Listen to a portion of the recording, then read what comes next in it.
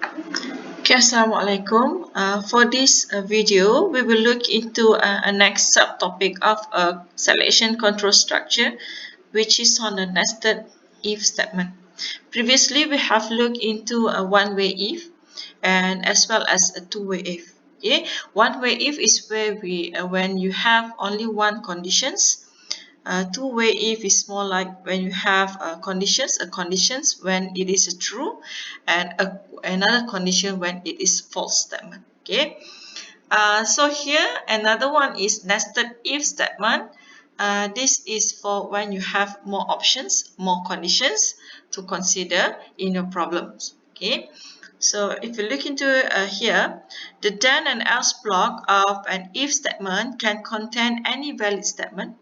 Okay, under the if statement means that you can contain any valid statement. This will include if another if statement means that after the if statement you can have another if statement. That would mean that we have first conditions. Okay, under that condition we need to have another conditions. So that's why we have a nested ifs. An if statement containing another if statement is called a nested if. Okay, so if you look into this example, you have the first if here. Okay, and then you have another if down here. So means that under the first if, you have another if. So the first if say that if test score is greater or equals to 70, and then another if, it says that if student age is less than 10, then you have to display or print you did a great job. So what does it mean here? There are two conditions.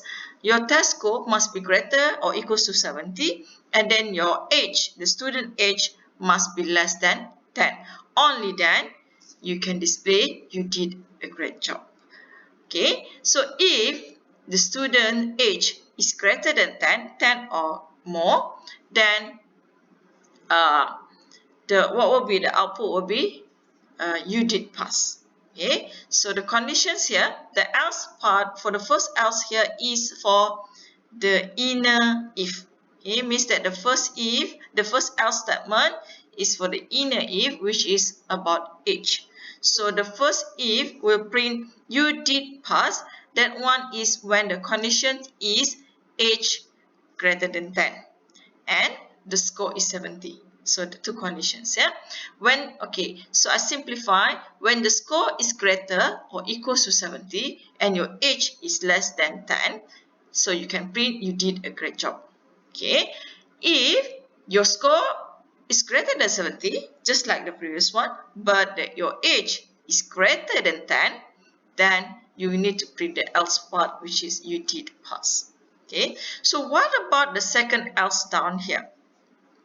The second else here actually is for the first if statement, which is test score greater than 70. So the second else or the last else here will only be displayed when the test score is less than 70. Okay? If it is greater or equal to 70, it will do the first if. If the test score is less than 70, means that doesn't meet the conditions for the first if statement, then it will go to the last else here, which is see out you did not pass. Okay, so what does it mean here?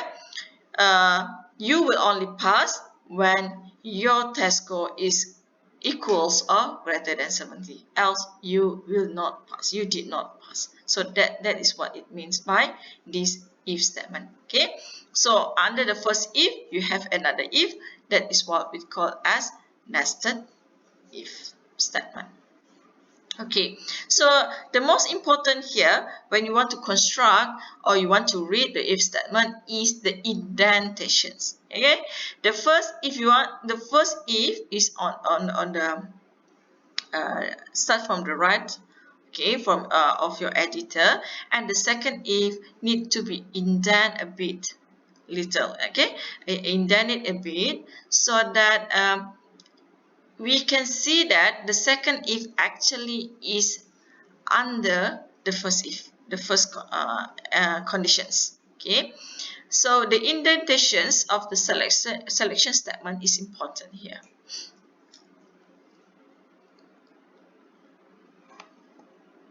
Okay, this is the control flow, the flow chart of a nested if statement.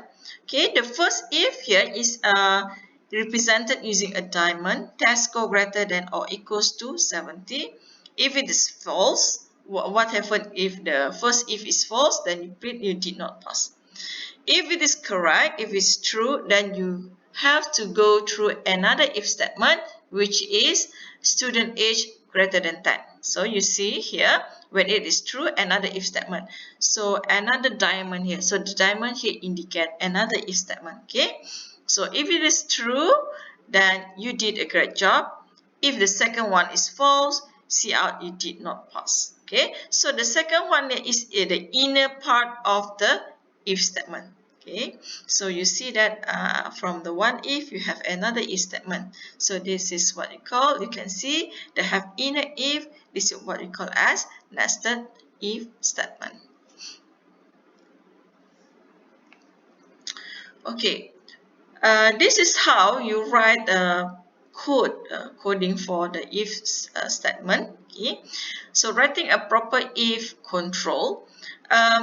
There can be a various way to write your if statement. So it depends on the programmer creativity and how they could think smartly to write the best if statement. Okay, sometimes if you write the if statement that doesn't really good, then you can come out with the very long if statement just to solve a problem that is quite similar when you can do it in the form of a more shorter one. Okay, so this is the example. Okay, so if you look into the first block here, if num less than 0, num2 is less than 0, num1 is less than 0, num2 is less than 0, and num3 is less than 0, then negative count greater than 3. So what does this problem do is actually to count the number of negative number. Okay, so they prompt the user to enter 3 number. So they want to check whether the first, second, and third number is a negative or not. So they want to count from that 3 number how many is negative. So if you look into the first one, they check it one by one. If num1 less than 0, num2 less than 0, num3 less than 0, then count it as a 3. Else, say negative count is 2. So the else here indicate that the last if here is num3 less than 0. Else here would mean that it is actually greater than 0. So that is why negative count equals to 2, because they assume that the last if here is greater. Okay, so when it say else here means that the third if statement actually is false. When third if statement is false means that you now only have 2 negative number. Okay, then else, if else for the second else will be for the num2 if statement, if you can see the indentations here. So here it will say that negative count equals to 2 when the num3 is less than 0. Okay, so it is quite complicated here if you look into this if statement, if another if inside, another else, another if inside. So it is not the correct way to write the if statement, because you might be writing a long code just to solve the same problem. Okay, and then you might also tend to have an error while you writing too many nested if. So be careful with a nested if you wrongly use it, and the logic might be wrong as well. Okay, so another way to write it is just write a negative count. You just count. If number 1 less than 0, count means that negative count, it will count when the negative count is a variable. It will add 1 if the condition is true. So you just use one variables. So that variables will increase by 1 if the condition is true. So in here there are 3 conditions: num less than 0, num2 less than 0, num3 less than 0. So if this tree is this condition is fired, then the negative count will be increased by 1. So this is the more appropriate way to write your if statement to count for negative number instead of the previous one. The previous one also did the same output, but the code is quite complicated. Yeah. While you can do a simpler way to produce the same output. Okay, comparing if-else statement with a series of if statements. Okay, so you also can write your if statements like this. It means that you can have more than 2 conditions. Okay, for example, here you want to print months. Okay, if user enter 1, then you print January. If user enter 2, then you print February. If user enter 3, then you print March. So you can use if month equals to 1, see out January. Else if month equals to 2, see out February. So this is actually either one. Okay, so it will depend on what user entered. If user entered 5, it will print May. Okay, so this is where you can control your output based on the condition that you have. So how many conditions that you can have using the if statement? It is unlimited. But if it is too much, sometimes we might want to split it into functions so that the if statement doesn't become complicated, because the longer the if statement we have, the complicated it would be, and it more prone to the human error.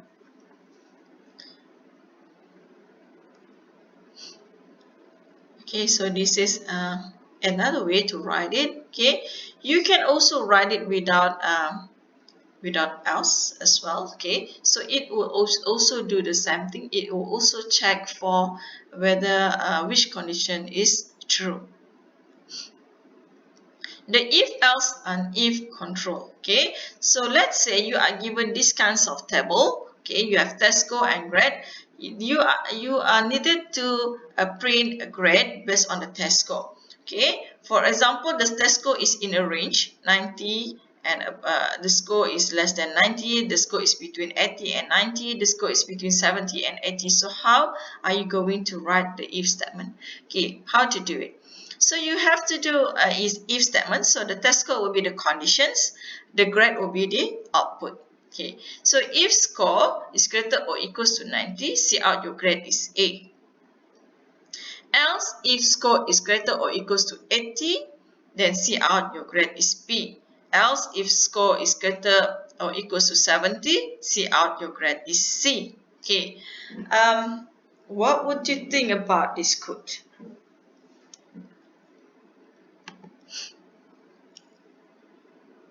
Okay, so that is a code to print the score, but when you want to write a code for score, so be careful of the minimum maximum score as well, because a number entered by user, it can be varied. Sometimes user can also enter a negative number.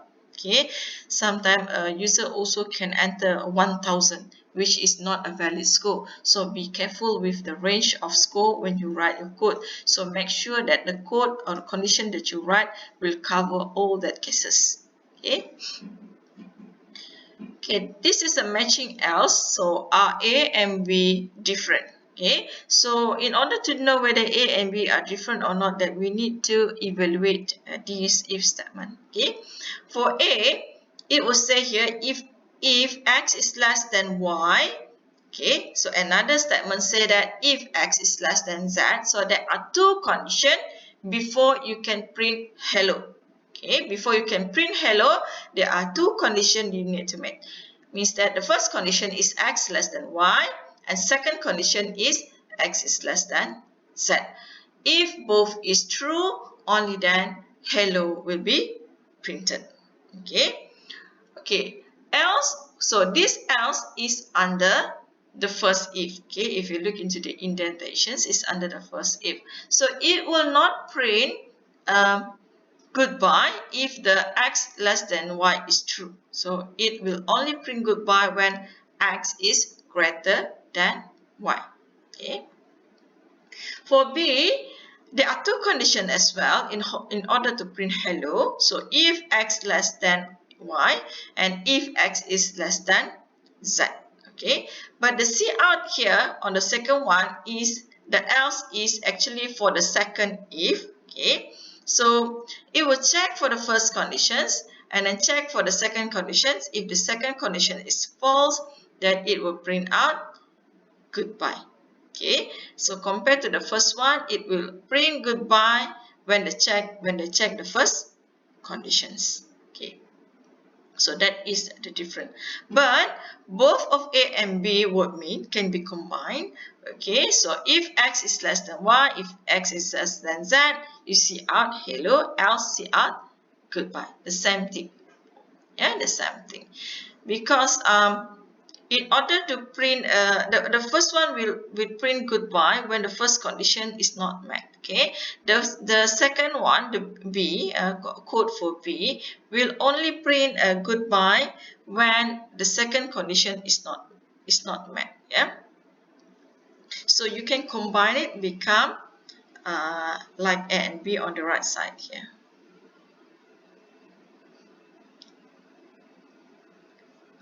Okay, on next video, I will explain about a switch structure.